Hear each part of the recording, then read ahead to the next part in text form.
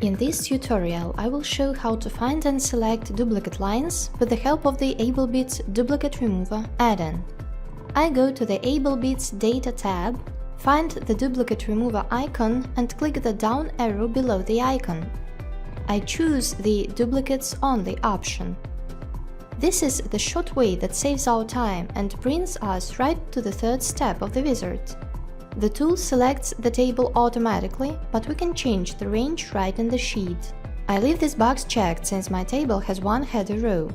If you have more header rows, feel free to click on the One Header Row phrase and enter the needed number. You can uncheck this box if your table has no headers.